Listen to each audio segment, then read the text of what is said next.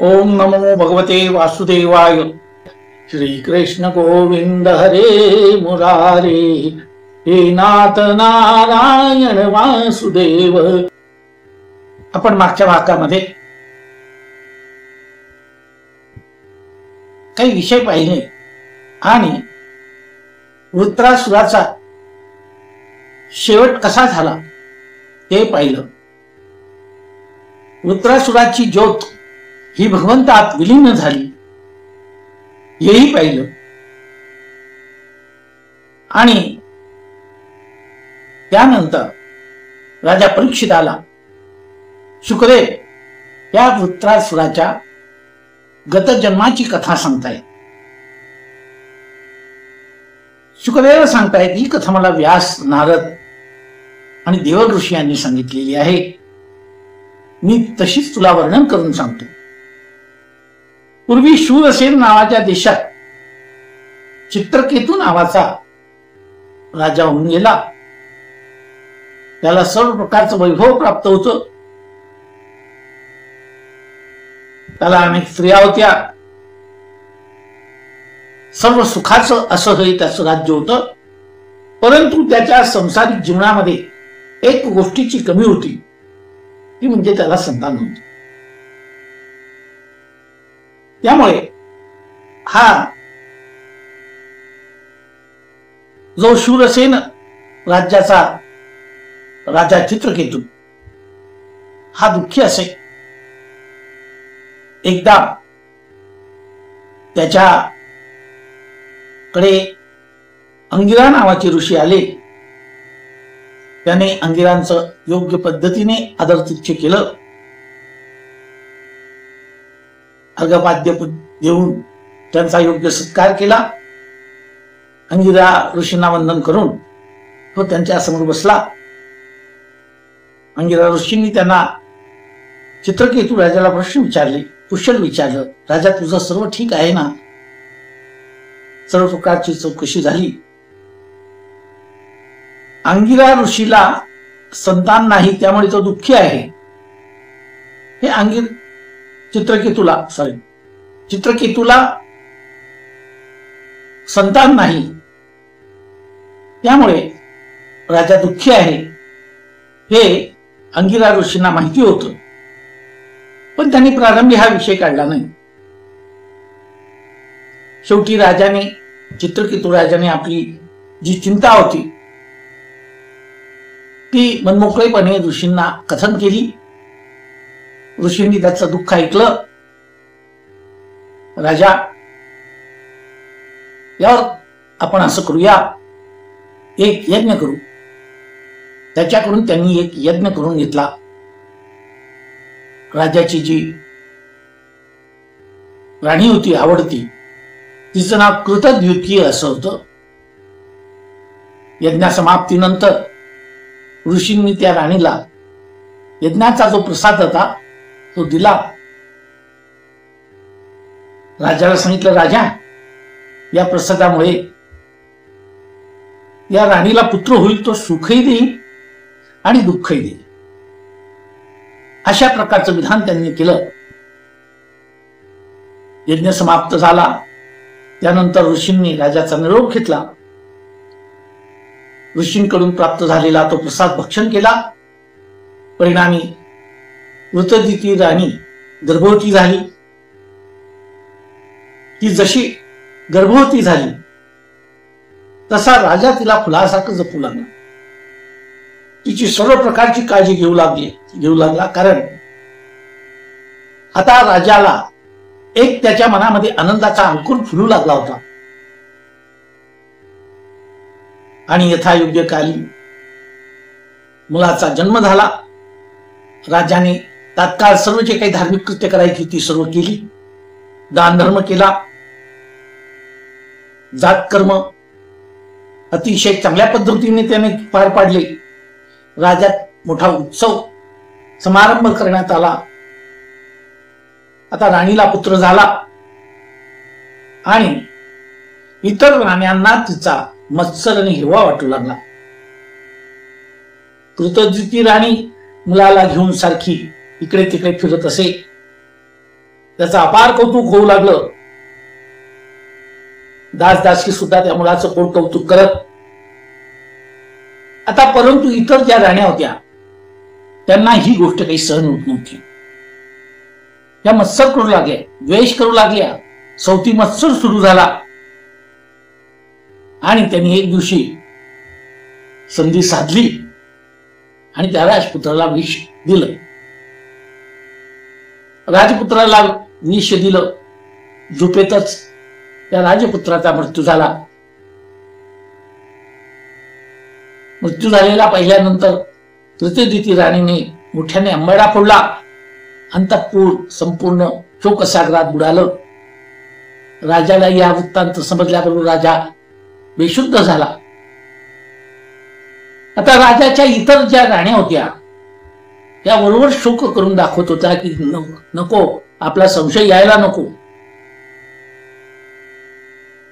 परंतु हे कृत्य त्या द्वेष करणाऱ्या राण्यांनीच केलेलं होते. राजा शोक करतोय, राजवाड्यात शोककळा पसरली आणि याच वेळेस अंगिरा ऋषी तिथे वेषांतर करून आलेले होते आणि त्यांनी त्यांच्याबरोबर अजून त्यांचा एक सेवेकरी किंवा एक ऋषी पण त्यांच्याबरोबर होता. ते चित्रकेतू राजाचा समजूत घालू लागले, त्याला सांगू लागले, राजाचं सांत्वन करू लागले. राजा, जो प्राणी जन्माला येतो तो मरणारच. जातस्य ध्रुव मृत्यू. जो दिसेल त्याचा एक दिवशी अंत झाल्याशिवाय राहणार नाही. हे जीवन पाण्यासारखं वाहतच असतं, सारखा बदल होत असतो. मातीचं मडकं बनवावं, काही दिवसानंतर ते मडकं फुटतं, पुन्हा ते मातीतच मिसळतं. मडक्याच्या आकारावरून पृथ्वीमध्ये आणि जमिनीमध्ये काही फरक पडत नाही. पृथ्वी आहे तशीच असते. त्याचा आकार बाह्य जो असेल तो नष्ट होतो. तसं शरीर गेलं राजा तरी चैतन्य मात्र अबाधित असतं.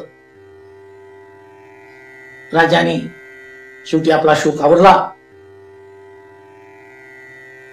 आणि त्या ऋषींना जे विषांतर करून आलेले होते त्यांना विचारलं की महाराज, आपण कोण आहात? आपण दीन जनांचा उद्धार करणारे साधू संत दिसतात. बोलिले ते ऋषी करावयासाच अवतार आम्हास घेणे लागेल. असे हे थोर ऋषी आमच्यासारख्या अज्ञानी जीवांना उपदेश करीत असतात. मी अज्ञानी जीव आहे महाराज, आपण माझा उद्धार करा. आणि हा जो मला शोक झालेला आहे, ममतेमधून, आसक्तीतून, याच्यापासून मला मुक्त करा. अंगिरा ऋषीने त्यांना सांगितलं, राजा, मी कोण आहेस म्हणून तुम्हाला विचारलं, पण जेव्हा तो यज्ञ करवून घेतला आणि तो प्रसाद दिला तोच मी अंगिरा नावाचा ऋषी आहे. आणि माझ्याबरोबर असलेले हे जे दुसरे ऋषी आहेत ते नारद मुनी आहेत. आणि मी तुला तेव्हा सांगितलं होतं, तुला सुखही देईल हा पुत्र आणि दुःख देईल. पुत्र झाल्याच्या वेळेस तुला अत्यंत सुख प्राप्त झालं आणि त्याच पुत्राचा मृत्यू झाल्यानंतर तुला हे दुःख प्राप्त झालेलं आहे. राजा, तू भगवंताचा भक्त आहेस आणि विवेकी आहे, ज्ञानी आहे. आता हा शोकावर तुझी पुत्र प्राप्तीची वासना राहिलेली होती, म्हणूनच मी तुला तेव्हा आत्मज्ञान देऊ शकलो नाही. कारण त्यावेळेस तुला जे आत्मज्ञान दिलं असतं तर ते व्यर्थ होणार होतं.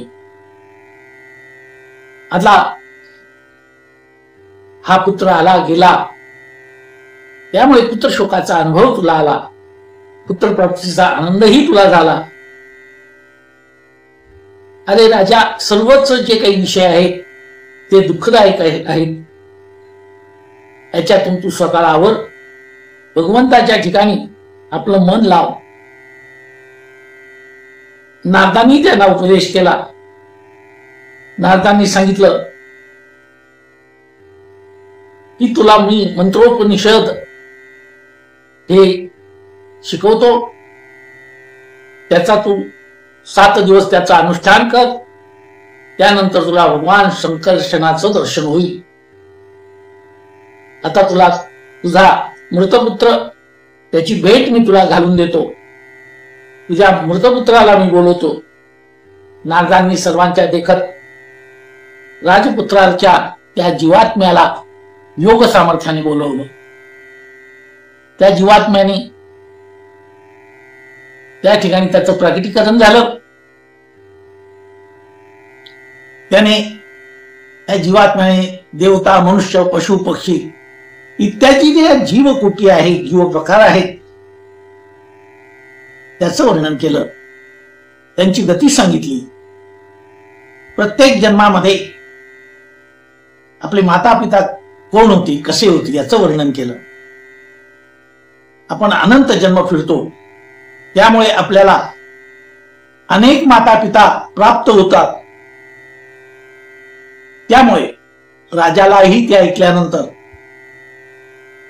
राजालाही पटलं की आपण कोणाकोणाचा शोक करावा. कोणत्या कोणत्या जन्मात असलेल्या माता पित्यांच्या विरहाचा, पुत्रांचा आपण काय शोक करावा. एवढं ज्ञान दिल्यानंतर त्या जीवात्म्याने प्रत्यक्ष आपला अनुभव सांगितला आणि जीवात्मा निघून गेला. लोक विचार करून खरंच आहे, आपण कोणाकोणाचा शोक करायचा, कुणाकुणाच्या नावाने रडत राहायचं.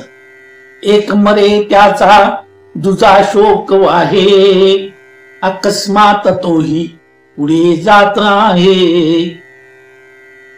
एखादा मनुष्य मरतो, त्याचे इतर जे काही जीवलग असतात, नातेवाईक असतात, ते शोक करतात. परंतु काही काळानंतर तेही पुन्हा काळाच्या पडद्याच्या आड निघून जातात. राजाचा शोक ओसरला. राणीनेही आपले आसव पुसली. राणीच्या मैत्रिणीनं त्या सख्या होत्या, त्यांनी तिची समजूत घातली. मुलाचे अंश अंत्यसंस्कार केले. आणि राजा या सर्व बाबतीत विचार करतोय. नाशिवंतता या संसाराची, जन्म मरणाचं चक्र. राजा विचार करतोय, हे तर झालंच, पण ज्यांनी मुलांना, त्या बालकाला विष दिलं होतं, त्यांनाही नंतर घोर पश्चाताप झाला. काय केलं आपण? त्यांनी जे काही प्रायश्चित्त घ्यायला पाहिजे ते प्रायश्चित्त घेतलं, पण आपल्याकडून नाहक बालहत्या झाली याचं दुःख त्यांच्या मनामध्ये सारखं सरलत राहिलं. आणि राजाला आता विरक्ती आली. पुरे पुरे हा संसार, कर्म बळवंत दुस्तर. आता हा संसार पुरे. अंगिरा ऋषी आणि नारद ऋषी यांनी त्याचा ती अवस्था ओळखली. संकर्षणाची भक्ती, भगवान संकर्षण म्हणजेच विष्णू, त्याची भक्ती कशी करावी, पूजन कसं करावं, हे सर्व विधी समजावून सांगितले. त्याला एक स्तोत्र शिकवलं. राजा, या स्तोत्राचं तू 7 दिवस अनुष्ठान कर. 7 दिवसानंतर, 7 दिवसाच्या काळात तू कडक असं हे अनुष्ठान कर, निराहार राहा. राजाने फक्त जलप्राशन केलं. आणि राजाला नारद आणि अंगिरस यांनी सांगितलं होतं, अंगिरा ऋषींनी, की राजा, तुला भगवान विष्णू, भगवान संकर्षण 7व्या दिवसानंतर दर्शन देतील. राजाचं अनुष्ठान पूर्ण झालं आणि त्या अनुष्ठानाच्या प्रभावाने राजाचा विद्याधरांवर प्रभुत्व प्राप्त झालं. विद्याधर पदाला तो पोहोचला, त्याचं मन शुद्ध झालं. त्यानंतर तो भगवान शेषाजवळ गेला. त्यांनी त्या भगवान शेषाची स्तुती केली. त्या स्तुतीतून त्याने निष्काम भक्तीचं वर्णन केलं. भगवान शेषाने त्यांना पूर्ण सिद्धत्व दिलं, आत्मस्वरूपाचं ज्ञान दिलं.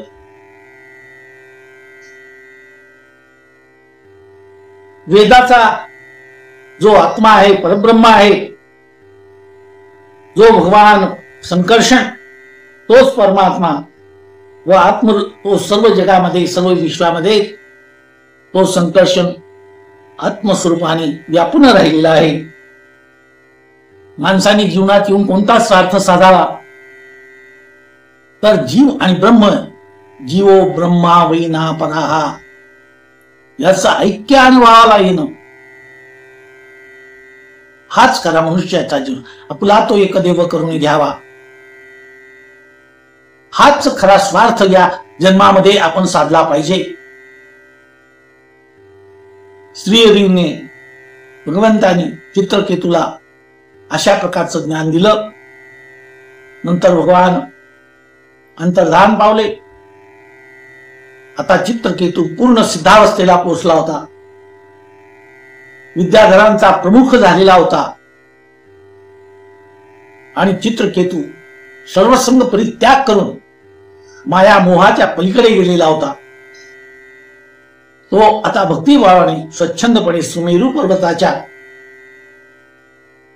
त्या आसमंतामध्ये विहार करू लागला. आता फक्त भगवंताची भक्ती.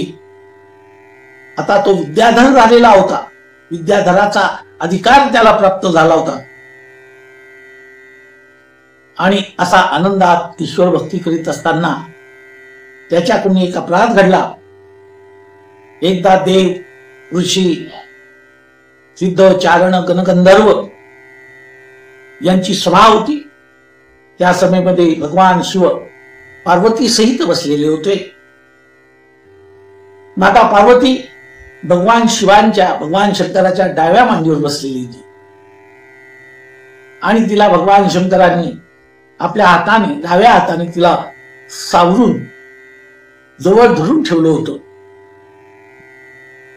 आणि हे दृश्य पाहून चित्रकेतूची बुद्धी फिरली. त्यालाही काय दुर्बुद्धी सुचली काय माहिती. चित्रकेतू भगवान शिवाने पार्वतीला जवळ असं ओढून जवळ बसवलेली पाहिल्यानंतर हा हसू लागला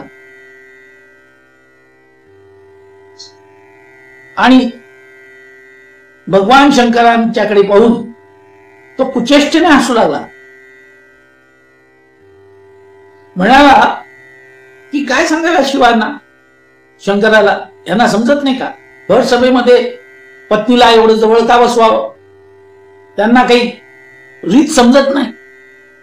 त्यांनी थोडी तरी मर्यादा पाळायला पाहिजे. पत्नी असली म्हणून काय झालं, इतकं ओढून आणि जवळ इतकं बसवण्याची काही जरूर नाही. त्याचा बोलताना तोल सुटला. तो कुचेष्टेने हसत राहिला. हा सर्व विपरीत बुद्धीचा परिणाम आहे. आणि जर भगवान शिव जगरक्षक आहेत, आदिनाथ गुरु सकळ सिद्धांचा, इथे हे पाहिल्यानंतर हे कसले गुरुदेव आहेत असा तो म्हणत राहिला. आता भगवान शंकर सुद्धा त्याच्या अज्ञानावर हसत राहिले. हा हसतोय कुचेष्टेने आणि भगवान शिव त्याच्या अज्ञानावर हसताय. त्यांच्या राजाच्या हसण्यामध्ये आपलं हसणं मिळवलं. त्यांना माहिती होतं चित्रकेतू अजान आहे, त्याला आपलं स्वरूप आणि कार्य हे काय करणार. त्याच्यावर राग केला, क्रोध केला तर त्याचा नाश होईल, म्हणून त्यांनी त्याच्या हसण्याकडे दुर्लक्ष केलं. एवढंच नव्हे तर स्वतः हसून त्याला प्रोत्साहन दिलं. पण पार्वती मातेला हे सहन झालं नाही. ती मात्र संतापली आणि याचा वेडगळपणा पाहून तिने चित्रकेतूला शाप दिला. अरे चित्रकेतू मूर्खा, तू स्वतःला काय समजतो? भगवान शिवांना ज्ञान देतोस? ब्रह्मा, सनक, कपिल म्हणून यापेक्षाही तू स्वतःला शहाणा समजायला लागला आहे का? तू स्वतःला धर्मज्ञ समजतो, व्यवहारिक ज्ञानी समजतो, आणि तू आता आम्हाला धर्म शिकवायला लागलं का? तुला गर्व झालेला आहे, घमेंड झाली तुझ्या ज्ञानाची. तुला हा जो मोठेपणा प्राप्त झाला तपश्चर्येमुळे, त्यामुळे तुला आपल्या स्वतःच्या अस्तित्वाची घमेंड झालेली आहे, प्रभावाची घमेंड झाली आहे. जा, तू आता असुर योनीमध्ये जन्माला जाशील आणि तिथे तुला काही अनुभव येतील.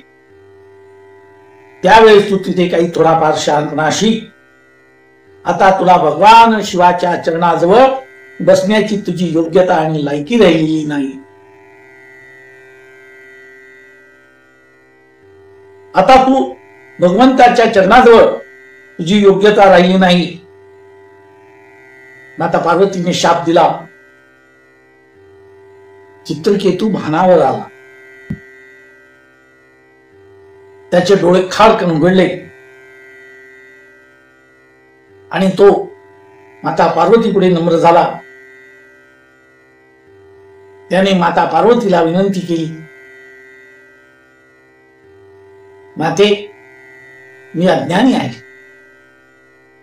म्हणून माझ्याकडून हा अपराध झाला. पण हे माते, तू जो काही शाप दिला आहे त्या शापाचा मी स्वीकार करतो, असं त्या चित्रकेतूने माता पार्वतीला सांगितलं आणि पार्वतीने दिलेल्या शापाचा स्वीकार केला.